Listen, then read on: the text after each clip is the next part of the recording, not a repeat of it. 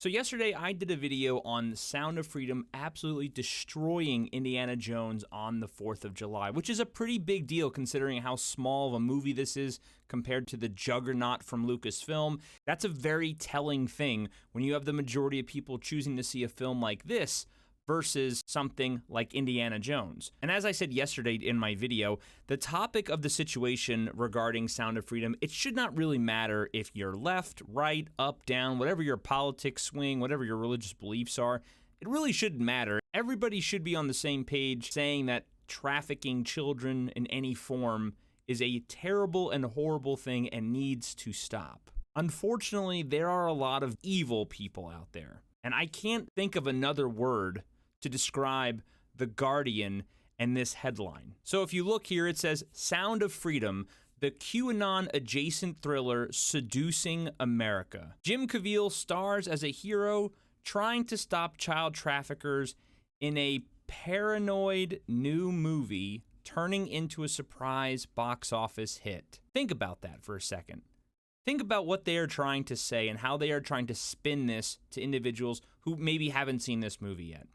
This is the most evil thing that you could possibly say. To sit there and say that child trafficking is some type of QAnon right-wing paranoia idea. This is absolutely insanity. Now, it doesn't surprise me because, as I've said, I know that there's a lot of terrible individuals in the world, but just to see this being produced for millions to see, essentially, just shows you how disturbing things have really become. And I'm going to go into some actual facts of child trafficking and whatnot here in just a second, but I really want to dig into how they are painting the picture of this movie, because this, like I said, is very, very evil, and it makes sense as to why this publication would push this type of headline when you find out some of the people behind this publication. But let's get into the article real quick. So in the first paragraph here, they really try to dismiss the idea that it's a big deal that they even beat Indiana Jones at the box office. And honestly, it is a big deal. That your juggernaut like Indiana Jones should be smashing every single movie in its way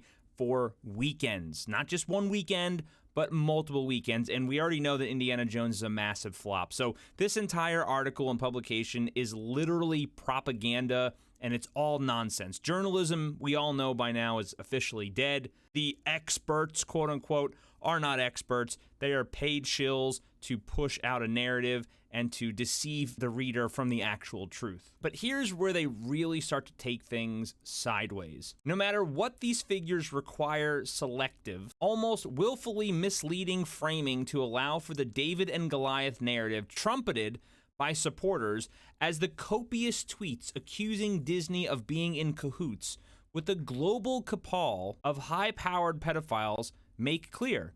The truth doesn't have too much purchase around these parts. Well, as I stated in my other video, we have seen multiple times where Disney is actually trying to indoctrinate your children. They're openly sitting there saying, yes, we are trying to push sexual identity and sexual ideology into child's programming. They've said this from their own mouths. There's videos that have leaked. It's all over the internet. It's not people making it up. So again, they're just hoping that people don't do research and don't look up this stuff for their own. But unfortunately, you have people out there on Twitter and YouTubers who bring this stuff to light so you can see for your own eyes that it's not made up nonsense, it is reality. They continue to say, following that money leads back to a more unsavory network of astroturfed boosterism among the far-right fringe, a constellation of paranoids now attempting to spin a cause out of a movie with vaguely simpatico leanings. The uninitiated may not pick up on the red yarn and corkboard subtext pinned onto a mostly straightforward extraction mission in South America, pretty much taken with a faint whiff of something noxious in the air.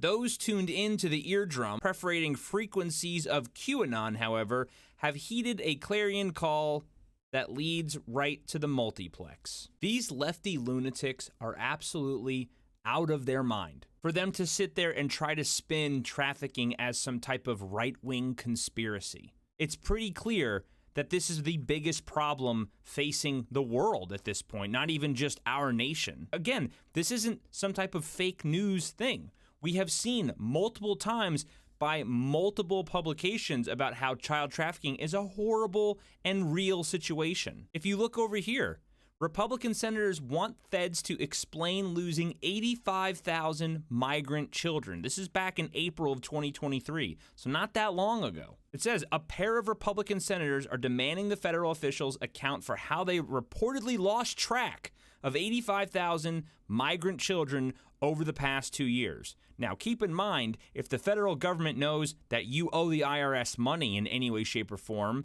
they're not going to forget that. They're going to make sure that they get their money or they throw your ass in jail. But children, who cares, right? Now, I know a lot of you are probably saying, well, it's a New York Post. It's probably not the most reputable source. But this isn't coming from the New York Post. It says here, the clamor from Senator Marsha Blackburn and Josh Hawley comes on the heels of a February New York Times report that the Department of Health and Human Services had been unable to contact thousands of unaccompanied minors who were placed with sponsors after crossing the border, raising fears that they may have been trafficked for cheap labor.